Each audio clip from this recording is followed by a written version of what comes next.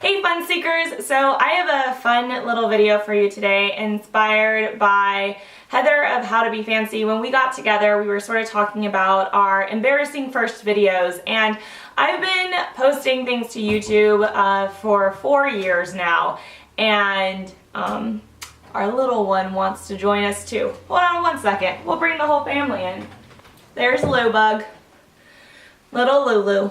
So I was talking about older videos, and I have one video that is currently private that is all about my inability to flirt with boys.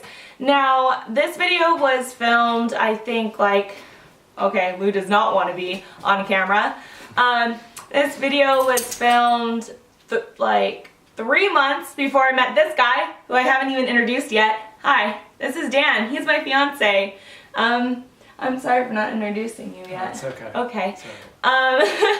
So, anyways, I am engaged now. I finally did figure out how to interact with a boy long enough for him to be wrapped in my romantic web of love. That's one way to put it.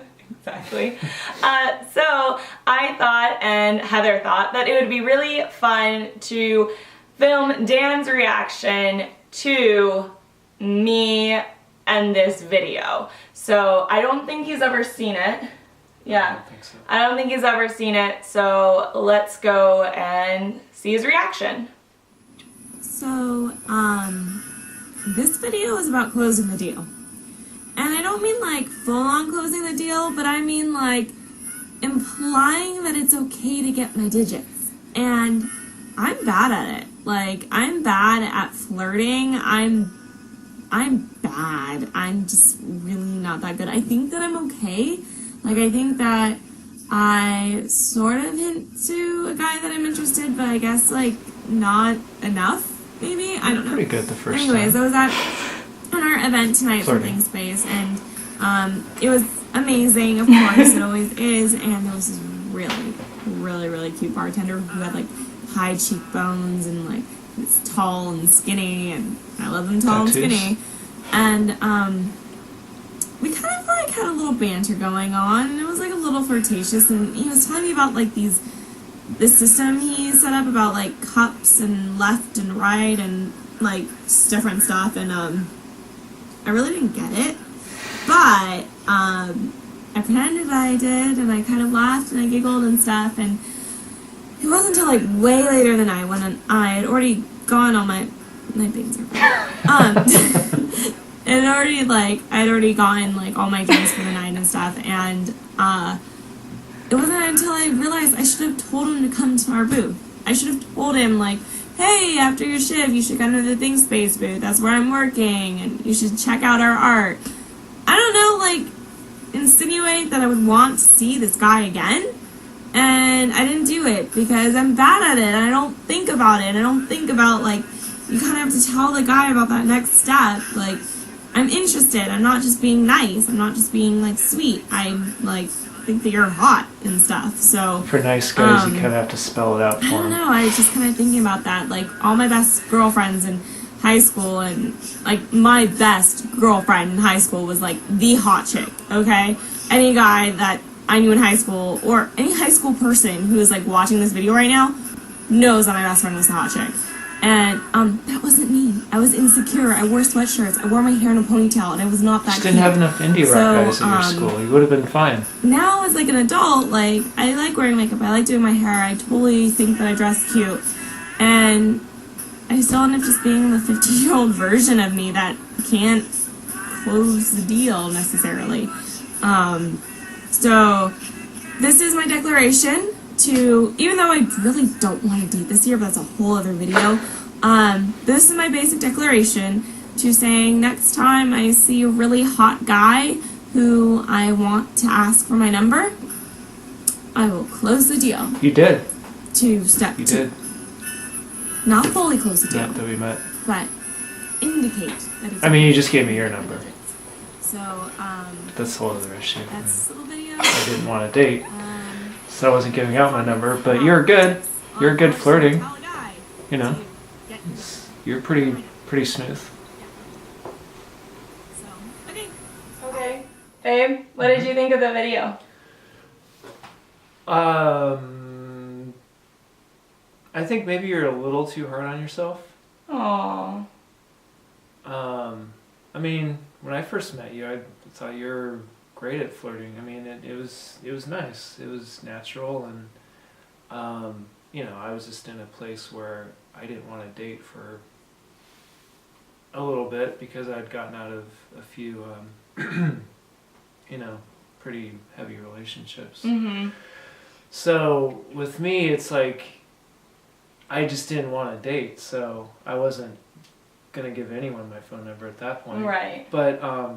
But you closed the deal pretty well. Like, I gave me your number, and you know, I didn't. After he was forced to drive me to my car, which was like only 2 blocks away, but the person who set us up forced him to drive me to my car, which, when you're like in the car with a guy that you like, who you can tell is mildly interested in you and has kept on inviting you to a barbecue, which never had happened, by the way.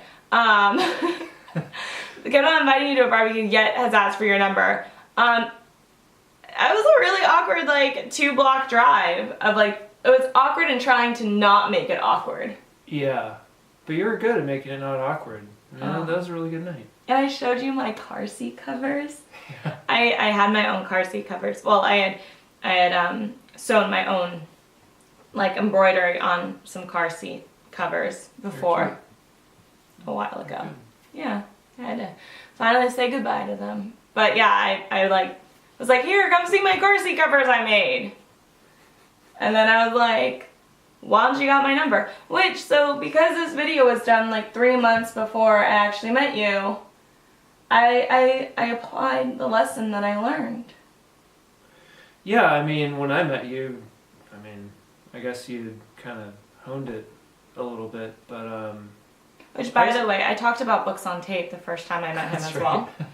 I talked about books on tape. I talked about my sexy, I draw for an hour a day to work through the ugly process of creativity. What else really, like, super attractive things did I talk to you about?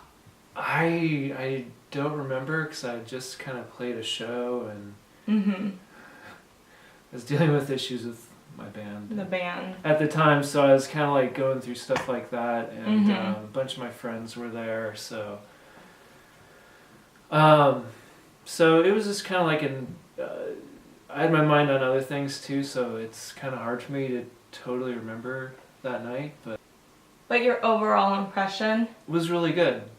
I enjoyed hanging out with you. And now you'll enjoy hanging out with me for the rest of your life. Yep. I wanted to ask you, you were kind of like bopping your head for a while. What were you bopping your head to? While watching the video? Yeah. Maybe just a nervous tick. I'm like, are you bopping your head to the cadence of my speech? Oh, no, I think I was thinking like certain things that you're saying. I don't know, I thought maybe you're a little too hard on yourself. I mean, in high school, everyone's awkward in high school. So maybe but there's like those magical people that aren't, and you're like, how are you not awkward? How do you like know this crap? I didn't know that crap. No game. I barely got game at like 23. I think that was when my game came.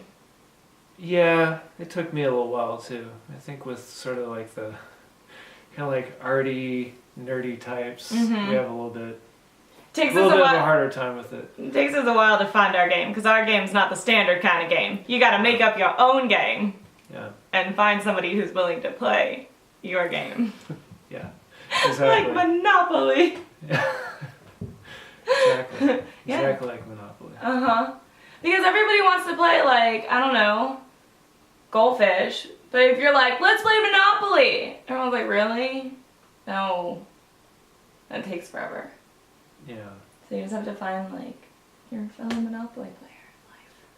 So if you are not confident in your dating game, your ability to flirt with boys, just hold out, because you'll find someone that admires your dorkiness, and like, oh, look at the sun came out.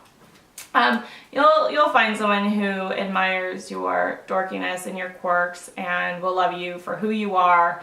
Random fun fact, but like 2 weeks before he asked me out on the date that really started our relationship, my mom got me 3 dating books. It was like Why Men Love Bitches, the Rules, and the Rules Modern Edition.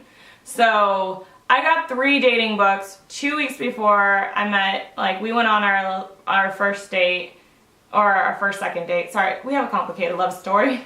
But yeah, so, and I'm glad I never had to read those books, because I never had to change the core fundamentals of who I am. I have control issues, but I try to be thoughtful. I mean, there's always self-growth, but I didn't have to not be the quirky, dorky me that I am to fall in love. So I guess that's the lesson of this. If you're terrible at flirting, don't worry, you'll find a guy that doesn't care. Dating is just hard. It's just really hard and really awkward, and it's just, yeah, it takes a lot of time, a lot of practice, I guess. And I'm glad I'm not going to be dating anymore. Hopefully ever. Alright, well, thank you, fun seekers. I hope you enjoyed this video. If you did, give it a thumbs up.